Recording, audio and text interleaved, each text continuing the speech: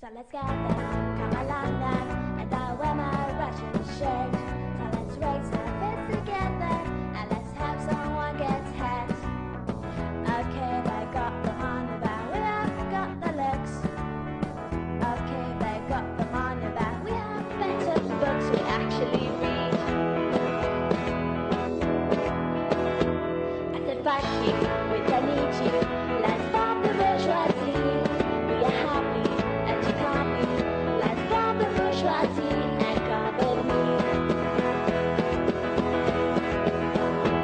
They have Porsches and Mercedes, and they drive them out to school. But they fail in every subject, they pretending that it's cool.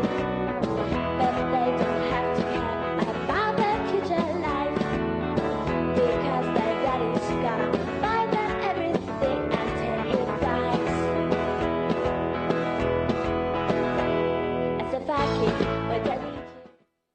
It is 2 p.m. and you are listening to Radical Minds on WHPK 88.5 FM Chicago, the pride of the South Side. Radical Minds investigates the interlocking political, economic, and social problems facing modern society for a ruthless critique of everything existing. We are an ongoing discussion of activists, academics, and intellectuals on issues pertinent to the left, past, present, and future. Catch Radical Minds every Thursday at 2 p.m. right here on WHPK. I'm your host, Erin Haygood, and today we are pleased to air excerpts from an interview conducted on October 14th, by Efraim Carlebach and Sophia Freeman with Ian Birchall. Ian Birchall is a British Marxist historian and former member of the Socialist Workers Party. In 2015, he was one of 20 authors of Poets for Corbyn, an anthology of poems endorsing Jeremy Corbyn's campaign for leadership of the Labour Party. So please enjoy this interview conducted by the Platypus Affiliated Society with Ian Birchall.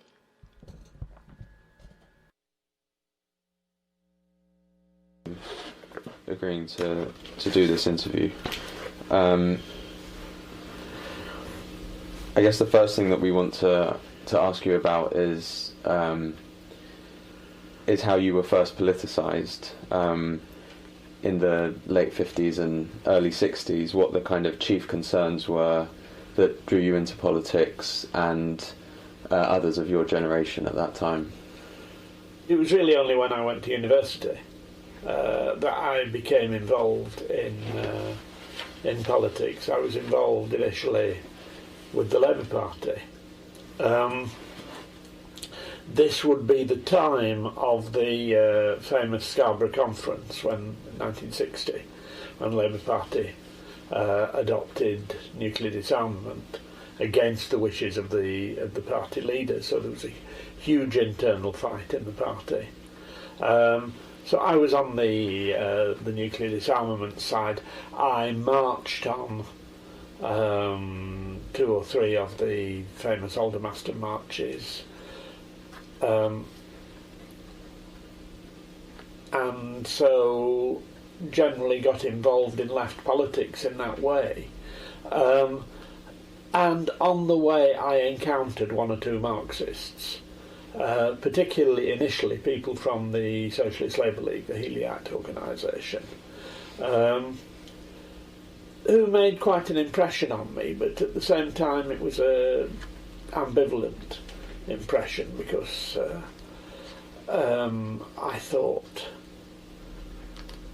probably they took themselves too seriously, and I thought that their perspective, it was around this time, if I recall rightly, they were talking about the imminence of fascism in Britain in the early 1960s, of which there was very, very little sign. Then I spent a year in France. I was working in a French secondary school, right in the middle of nowhere, but of course this was the final year of the Algerian War, and this also made a certain impression on me, because this was politics taking a very different form from what it took in Britain. I then came back to university for another couple of years, and got involved with a group of people around what were then called the International Socialists, the forerunners of the SWP. A surprising number of whom are still around in one form or another. I think it's some testimony to the power of those ideas, to the influence of people like Tony Cliff, Mike Kidron, Alistair McIntyre, who was only briefly in the organisation but was a very, very impressive figure while he was there. And I think a whole number of us were, very taken with this. That, as it were, when I'd been with the Labour left, with what I suppose you'd call the Tribunite left. I mean, Tribune was the main organ of the Labour Party left. I read Tribune devotedly. And somehow, although I agreed with it, I found it somehow intellectually unsatisfying. Whereas the kind of analysis I was now getting from people like Cliff Kidron, who was an enormously impressive speaker, and really gave the impression, of having an analysis that fitted what was going on in the world. I mean, one can look back from 50 years later and see gaps and so on. But at the time, I think all of us were very much taken by this idea that, on the one hand, of having a thoroughgoing revolutionary critique of British society, but at the same time, one that actually fitted the realities, which was in many ways very non-revolutionary. And so I was pulled into the International Socialists.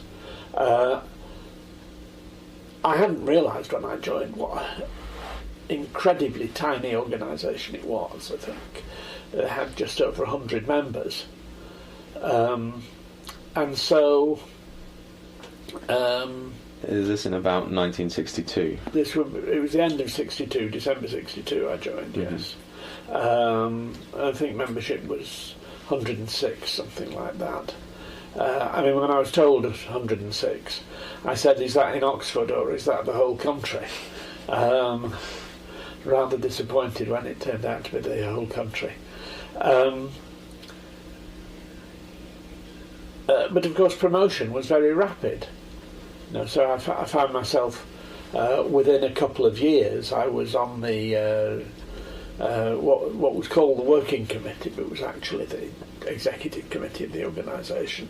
For a time I was the editor of the paper. I was going around speaking. I was generally a leading figure in the organisation, which my abilities and knowledge at the time certainly didn't justify. But that was the nature of the organisation. And in the Cliff biography, you write about the Young Socialists. Yes. Which was, if I'm right in saying, set up by the Labour Party. It was set up by the Labour Party basically as a response to the nuclear disarmament movement. They saw all these young people marching through the streets and expressing radical ideas and so on. And they wanted to pull those people into the Labour Party. So the Labour Party, which for several years had not had a national youth organisation, local parties had just had their own youth section, set up a national youth organisation. And of course all the far left groups, all of which were tiny, moved in and started to try recruiting. I mean, Socialist Review Group, probably when the Young Socialist was launched, had 30, 40 members. Socialist Labour League probably had more, but I mean, when you say more, you're still talking in same kind of figures. Maybe they had 200, you know.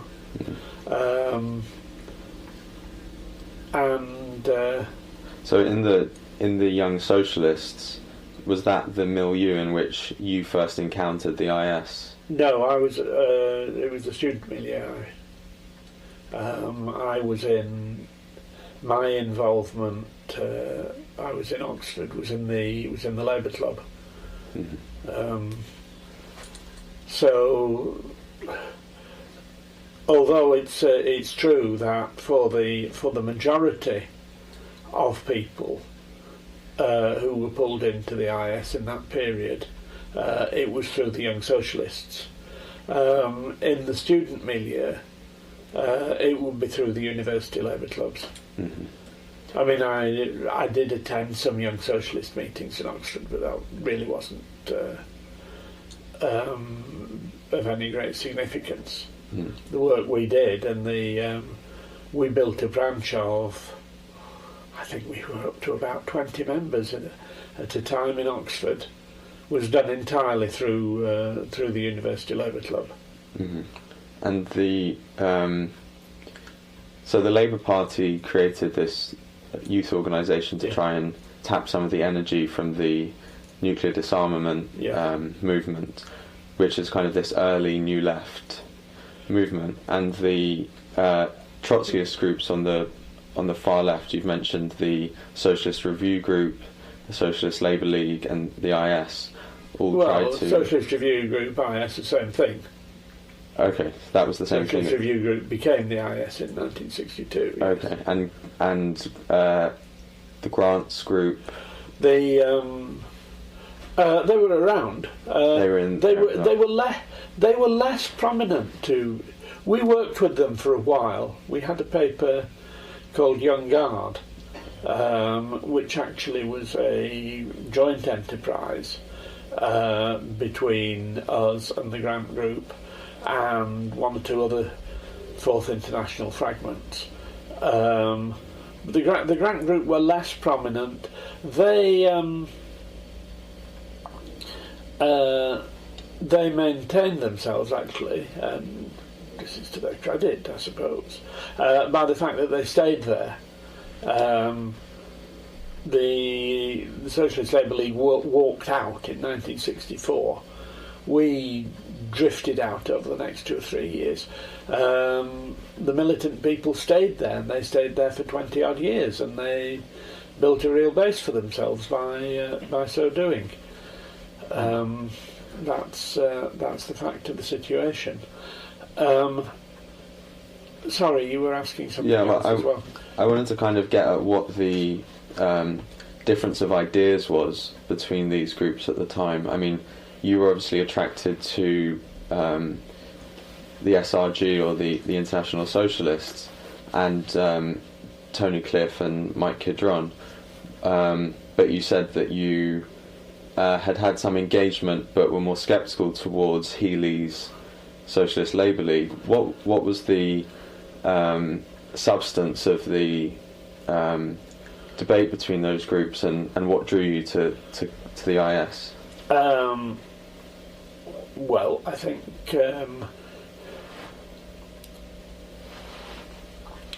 I think probably one can say two things. Firstly, there was the whole debate about Russia. Was Russia state capitalist, or a degenerated workers' state?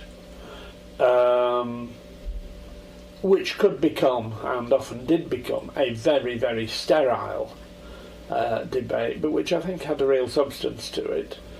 And I think first of all, it meant that the SLL were more sympathetic to Stalinism than I would have wanted to be, suggesting that there was somehow some sort of socialist content to the regime that existed in Russia and China and Eastern Europe. But also, I think the whole question of the state the question of defining socialism in terms of state ownership. Basically that was the argument. I mean, that was the sort of argument you used to get. Where's the stock exchange in Russia? They've got nationalised industry. You're asking for nationalisation in Britain. They've got nationalisation in Russia. It was those sort of arguments, I think, that made the whole debate about state capitalism really take on more significance for me. But secondly, I think there was a question of the kind of perspective. The SLL's perspective was a very short-term perspective, which was, suggesting there were going to be massive confrontations and so on in the immediate future, when there wasn't actually evidence of that in the early 60s.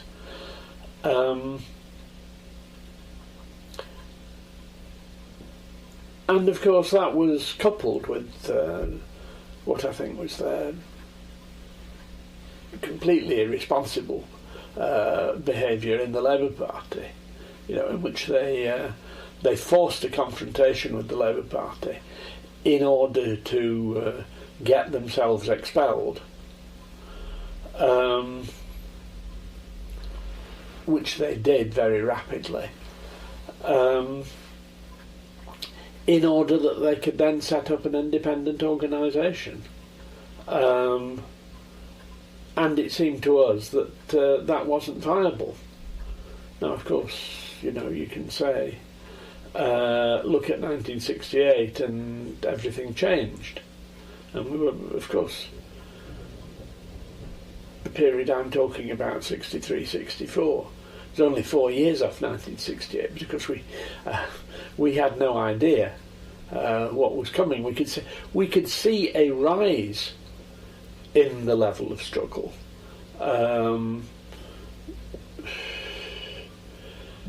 There were things going on, particularly once the Wilson government was elected. But I think the SLL's perspective was much too short term, with the result that when things did start moving, they actually placed themselves outside of it. They weren't within that movement. The whole movement that grew up around Vietnam, for example, they were external to. They didn't take any part in it. Mm-hmm. And so there was a difference as well then in terms of the orientation towards the Labour Party.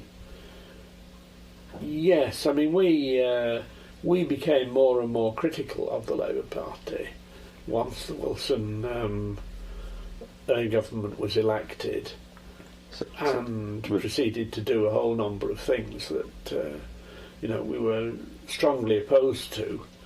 And we moved away from our Labour Party orientation. But I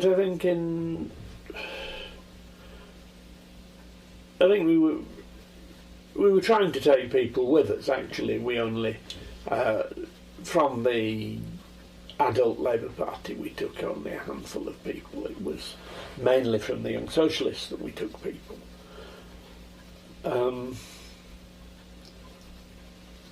But we didn't have that kind of confrontation with the Labour Party that the SLL did, which I think was unhelpful in terms of building a movement. And I think what they did build, although of course it's undeniable that they did build something. They had an organisation of a few thousand people, I suppose, at best. And they had a daily paper, although I don't think again having a daily paper really did them a lot of good. I don't think they had the kind of organisation which could have benefited from a daily paper.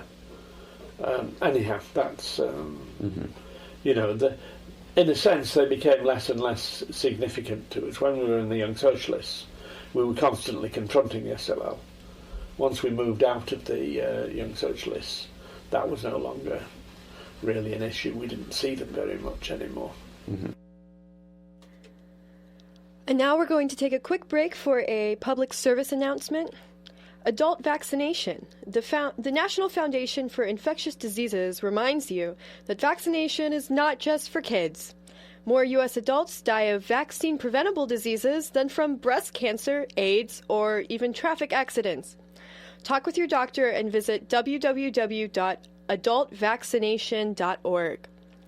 And for those of you just tuning in, these are excerpts from an interview conducted on October 14th in London by Efraim Carlebach and Sophia Freeman of the Platypus Affiliated Society with Ian Birchall, a British Marxist historian and former member of the Socialist Workers Party. And now, back to the interview. And so I'm interested in what you said about the having a more critical stance towards the Labour Party being a result of the Wilson government. Yeah. So 64 and 66. Yeah. Is that rather than it being an outcome of the state capitalism analysis that, would that have played into the more critical stance to the Labour Party at all at the time? Or was it more to do with the... I'm not quite sure in what way you mean the state capitalist position playing into our stance towards the Labour Party. Well, you mentioned before that arguments with the SLL would sometimes revolve around the issue of nationalisation, for example. Yes.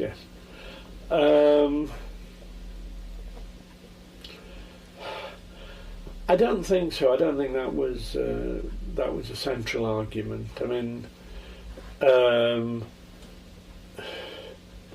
yes, we would have I suppose, a critical attitude towards nationalisation. We wouldn't see nationalisation as an end in itself. At the same time,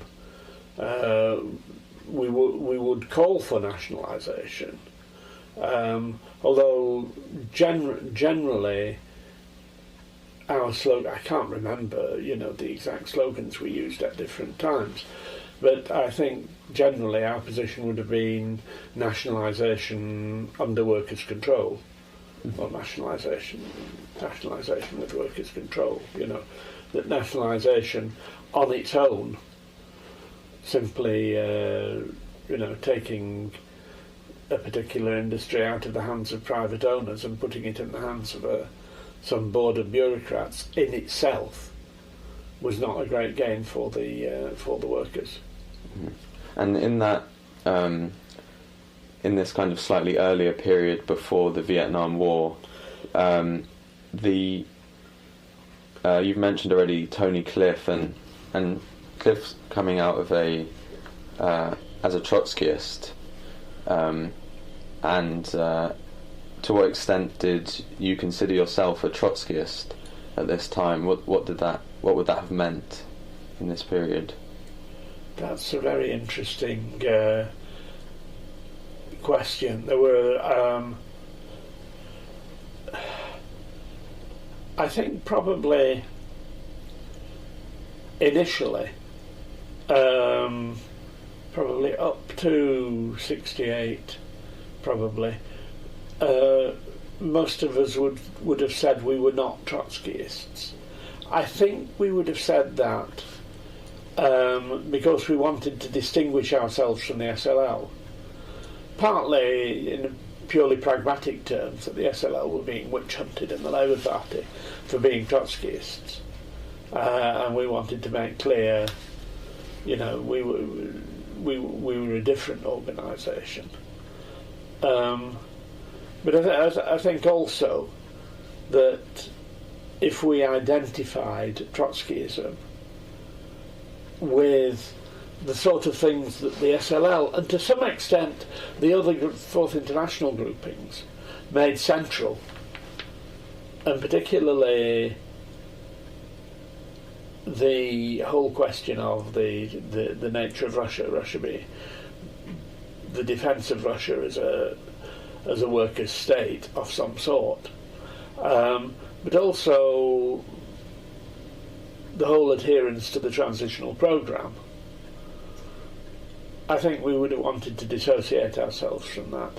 At the same time, I think we saw ourselves as being derived from Trotsky, as being the most coherent critic of Stalinism, and as representing internationalism, in particular the rejection of socialism in one country.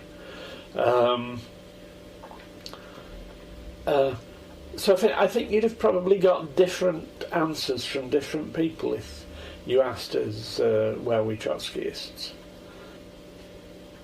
So there's kind of people like Cliff and Kidron who are slightly older, coming out of what we'd now call the old left, and educating a new generation of people like yourself coming up in the new left.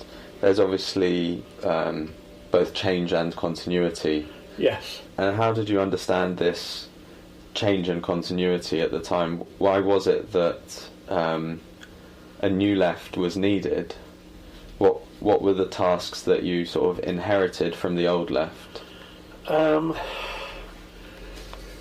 You see, when you use the term new left, you've got to be careful there, because when we used the phrase new left, we were thinking particularly of the milieu around New Left Review, and we always rather dissociated ourselves from that because we saw it as rather heavily academic milieu.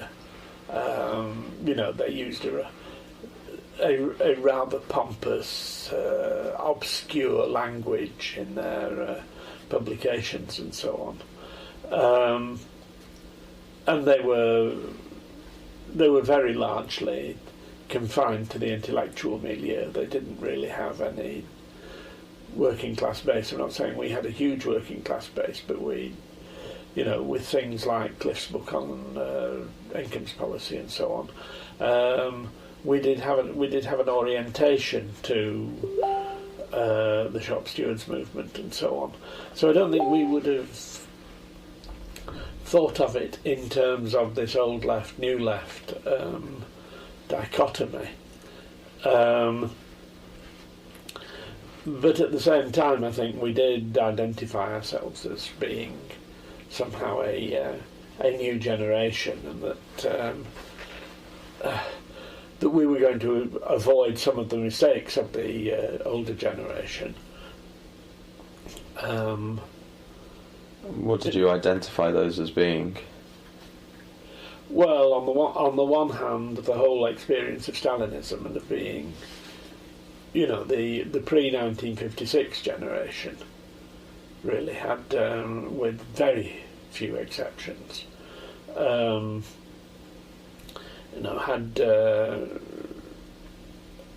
had been very uncritical towards Stalinism. And on the other hand, the whole Labour Party orientation, I mean the whole Bevanite experience and so on. And I think we wanted to avoid, as it were, both to, as it were, create something that would be independent of and be critical of both Stalinism and old-style social democracy, which of course was still very strong. I mean, the Labour Party in 1964 was still a very different kind of organisation from what the Labour Party is now, even with the Corbynite upsurge. However long that will last, I remain a bit sceptical about that. Mm. And so those were some of the changes. Yes.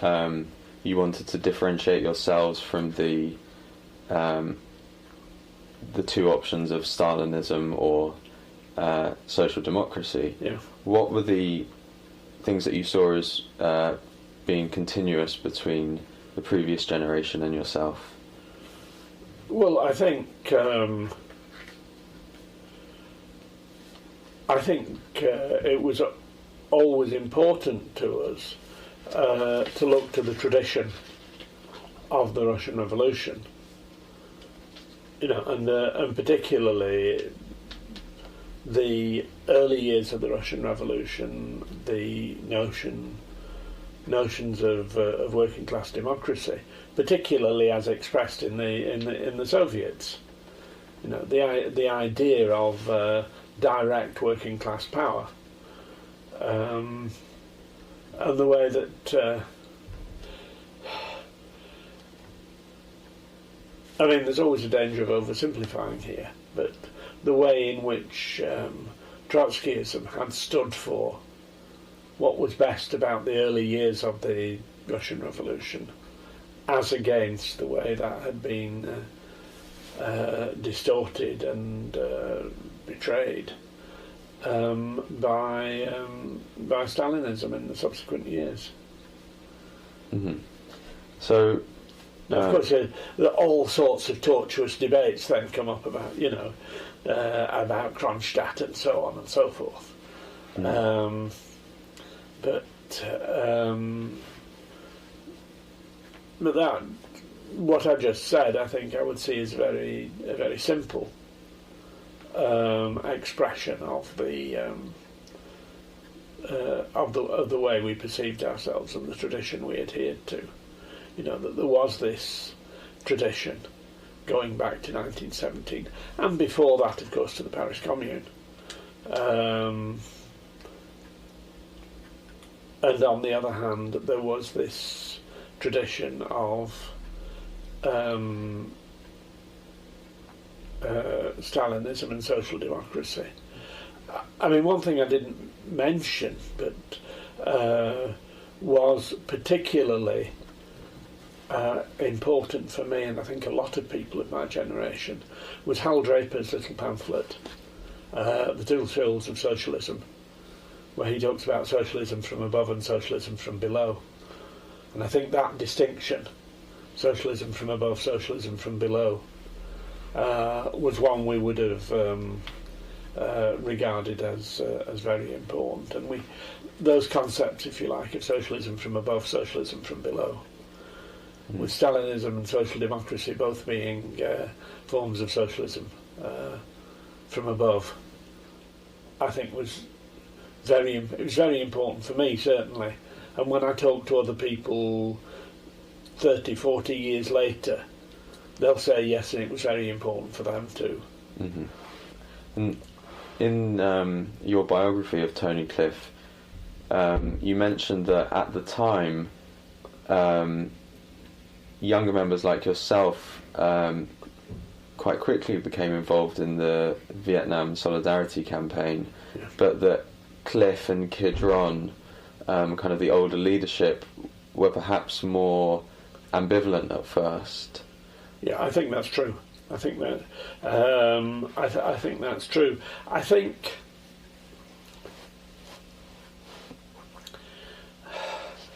there were two things.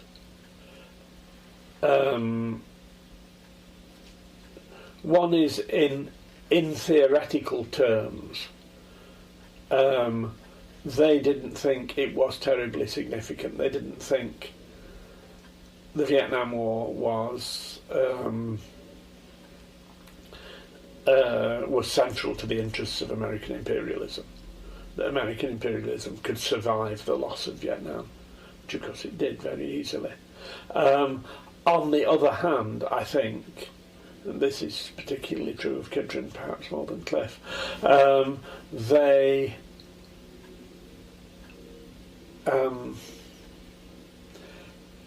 they underestimated the extent to which Vietnam was causing an enormous social and political and cultural upheaval in American society. I think perhaps some of the younger ones, were a bit more sensitive to that than Cliff, and particularly Kidron. Cliff, I think, moved more quickly. Kidron, I don't think ever really became involved in the politics of Vietnam and the aftermath of Vietnam. Cliff, I think, because Cliff had been, a long history in the Trotskyist movement, and this had always been a history of isolation. The Trotskyist movement was right on the fringes of any real movement. I think in the 60s, when we began to do things like Chop Steward's Defence Committee, the various tenants campaigns and so on, I think Cliff was very, very keen that we should involve ourselves in this sort of thing, that this really was the beginning of the Trotskyist movement getting itself back into the mainstream of the working class movement. And therefore he thought, I think initially he thought Vietnam was a bit of a distraction. I think he changed his mind quite rapidly on that. But I think it's true also that it was younger comrades, particularly Chris Harman.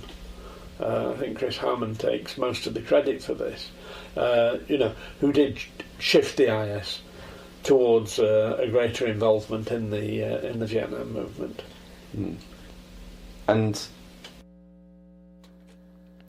we're going to take a quick break for another PSA and an event announcement. So first, coming up this upcoming Tuesday, October 24th, the Socialist Equality Party is hosting a conversation entitled What the Russian Revolution Meant for Modern Art and Culture. This will be taking place at UIC, the University of Illinois, Chicago, in Taft Hall. And it will be a discussion with David Walsh, arts editor of the World Socialist website. And he will be discussing the impact and influence of the Russian Revolution on art and culture and their meaning today. So this is this upcoming Tuesday, October 24th at 7 p.m. in UIC Taft Hall over on Halstead Street. And now for a PSA, and I've chosen another vaccine one because I don't want to get sick. A message from the American Lung Association. We all know someone who should get a seasonal influenza shot each year. People with chronic medical conditions, anyone over 50, pregnant women, children under 6 months to 18 years, and people who live with them or care for them. In fact, anyone wishing to reduce the risk of contracting influenza should get vaccinated. Details at facesofinfluenza.org. And now back to the interview. For those of you just tuning in, this is an interview with Ian Birchall, a British Marxist and former member of the Socialist Workers Party, conducted on October 14th by Efraim Carlebach and Sophia Freeman, members of the Platypus Affiliated Society in London. What about the experiences of May 1968 themselves? How did that play into this turn in the IS? What was the significance for this turn in the IS of the events of May '68? Well, I mean, I think you have to see this on two levels. One was just the level of what was going on, and the sheer excitement and the monumental significance, of suddenly seeing 10 million workers not just on strike, but occupying their factories. And, I mean, we probably didn't realise till later the extent to which some of those occupations, at least, were bureaucratically manipulated. But certainly that, this had begun. It had begun quite outside the control of the bureaucracy at Sud Aviation in Nantes on the 14th of May, when they voted for indefinite occupation. And then the way, in various factories, workers were locking the management up in their offices and generally taking the place over. And suddenly this sense, that we talked in the abstract, the working class has the power to take over society. suddenly it seemed to be happening under our noses.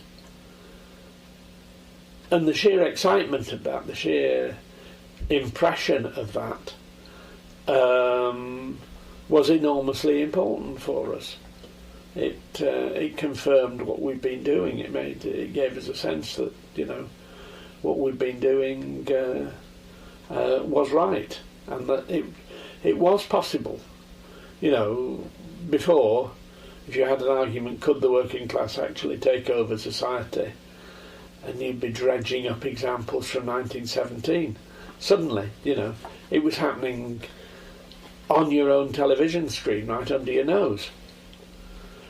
So that was the first thing. The second thing, and this was very important in terms of Cliff's position. You know, what happened? By the end of June, they'd all gone back to work. By the end of June, de Gaulle had won an election with an increased majority.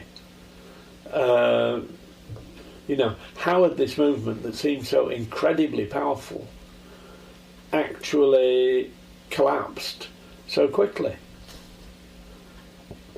And of course what Cliff then began to argue, and you know, perhaps he oversimplified the arguments, but basically he was saying because there wasn't an alternative political leadership. The Communist Party still had this grip over the French working class, and there was no organisation able to challenge it. You know, there were various small revolutionary organisations in France which we had contacts with, and which some of them came over and we interviewed them and we organised a public meeting for them to speak at, and so on and so forth. You know, but they were all far too small, even though, you know, there had been significant moves towards producing some sort of unified organisation in France, but they'd not gone very far.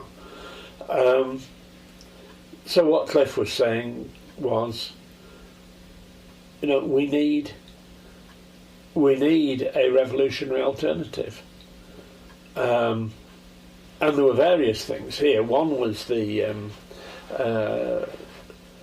call for left unity, and we made these proposals to all the other groupings all the groupings to the left of the Labour Party for a united organisation.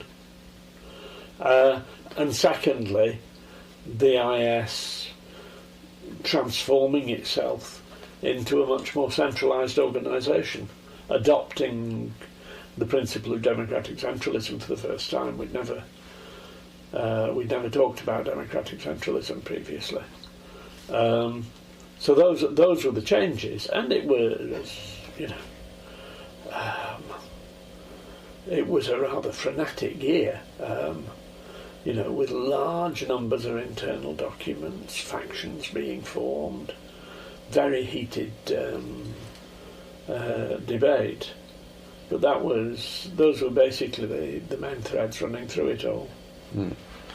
And looking back now, to what extent do you agree with Cliff's analysis of, I mean, the way he puts it, you quote in biographies that the students' movement went up like a rocket and came down like a stick.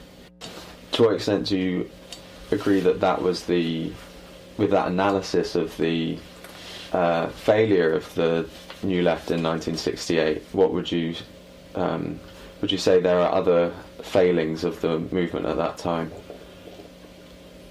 Well, there's a whole lot of things you can say there. Yes, the biggest failing was we were too small. We were not big enough to exercise the sort of influence that was needed. Although the real test in Britain didn't come till 72, 74. That was there was not a major confrontation in Britain in 68. But in 72, with first of all the miners' strike and then the imprisonment of the dockers, there was a real confrontation, and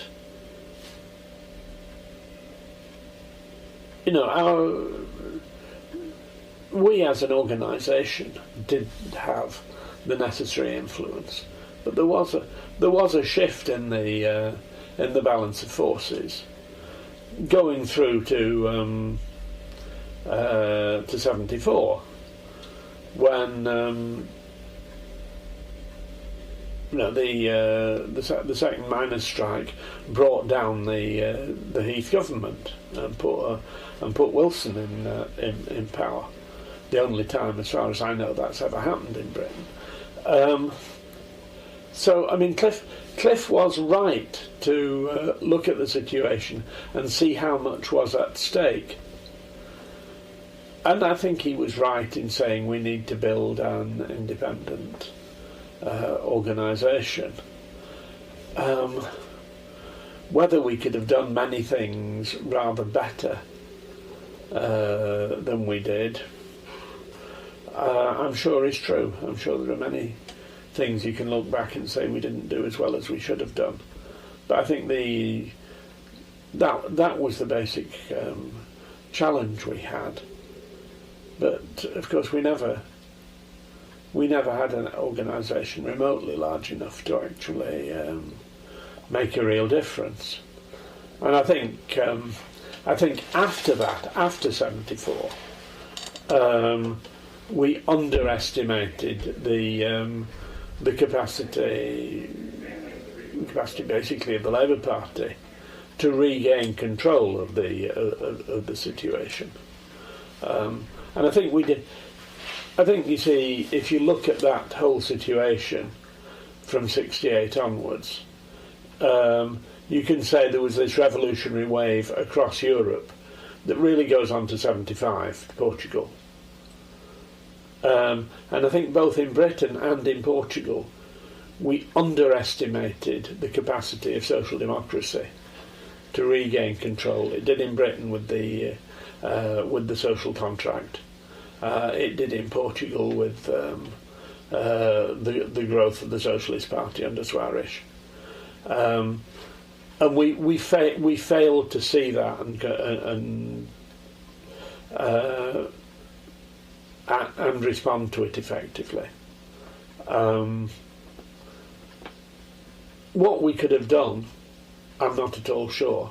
If we'd been, I don't think there is any sort of magic formula that if only we'd had the correct slogan, then everything would have been better. I don't think history works like that. So in the 1970s then, to what extent did it appear as a choice between sectarian isolation or liquidation into the Labour Party for Marxist groups such as the IS? Well, I don't think liquidation into the Labour Party was ever an issue in the 70s.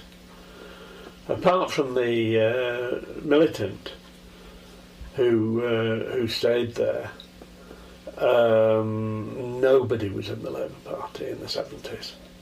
Mm-hmm. It was only at the beginning of the 80s that you get this start of a swing back into the Labour Party.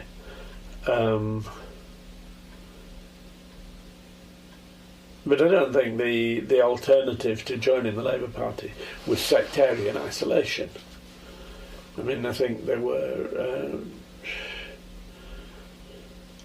One of the most important things we did in the 70s was the Anti-Nazi League, and whatever you might want to say about the Anti-Nazi League, I don't think sectarian isolation is the phrase that fits it. I think the Anti-Nazi League was a very successful operation in terms of drawing together a very broad range of support. And certainly, when I look back on it, that's one of the things I feel we deserve most credit for. And sorry, I think I'm probably rambling away from your. No, that's okay. We'll wrap up in a minute. Okay. I guess the last thing I wanted to ask about is thinking back to Tony Cliff. Yeah. Towards the end of his life in the 90s, which the period we discussed a bit before, he was one of the last books he worked on was Trotskyism after Trotsky. Yeah. And you write in your biography of Cliff that his concern at the time of being able to in some way preserve and transmit the tradition of Marxism that he'd not only sought to build an organisation around but sought to educate people in. Yeah.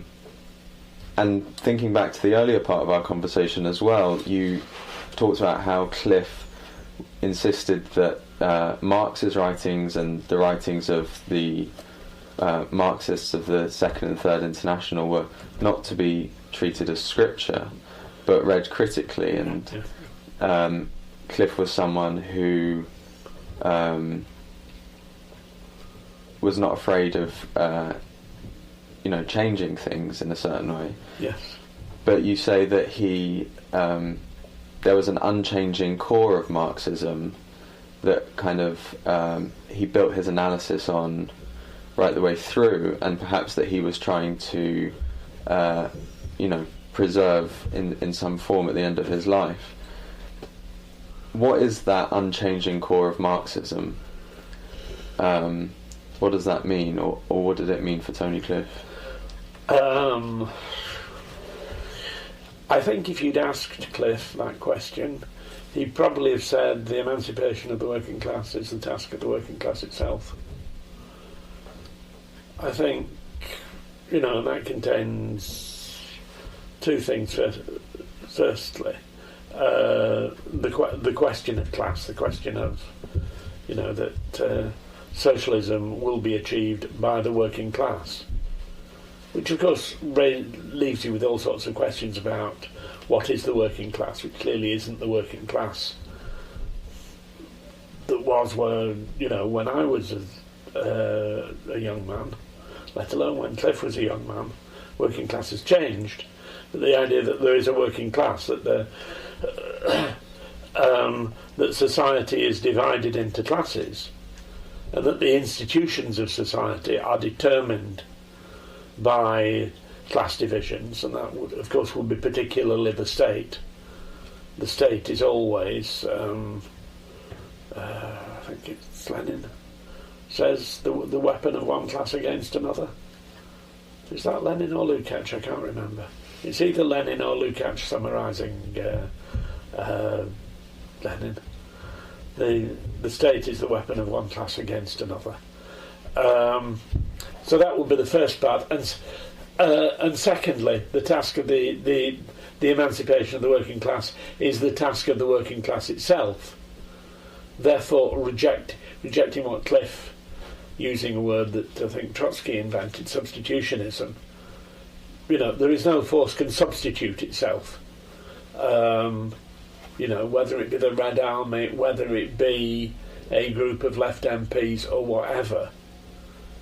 Ultimately, it has to be the working class acting for itself, and that, of course, implies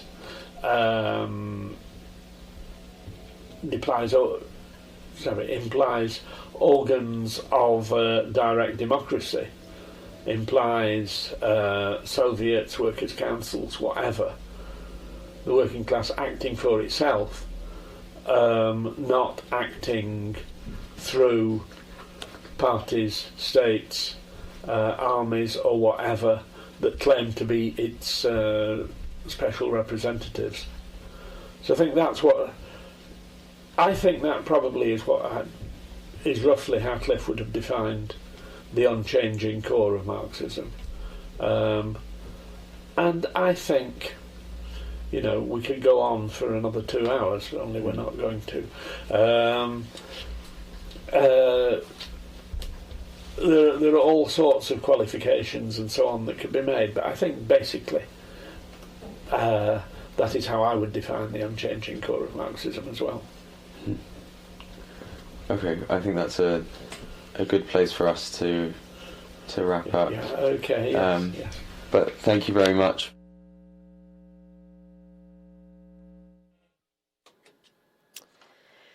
You're listening to WHPK 88.5 FM Chicago, and it is, as always, our pleasure to serve you here at the Pride of the South Side. However, did you know that this pride comes at a cost? That's right, it's pledge drive season. Behind every hour of programming you enjoy on our illustrious community radio station stands a diligent team of hardworking volunteers, sacrificing countless hours of their own collecting records, reviewing records, cataloging records, playing records on air, throwing concerts, planning shows, sponsoring events across Chicago, researching music, reading about music, speaking about music, public affairs, current events, and everything in between, interviewing public figures, coordinating volunteers, soliciting donations, organizing community partnerships, innovating daily the very medium of radio itself. These things cost money, and we need it to keep up all the work that we do and do even more of it even better in the future, including finding a way to move back to our 24-hour broadcasting. If you listen regularly, if you listen occasionally, even if you're listening for the first time now, if you would like what you hear on WHPK, please consider making a one-time donation to allow us to keep bringing you the radio you love. Head to crowdfunding.uchicago.edu and look for WHPK. We appreciate you very much.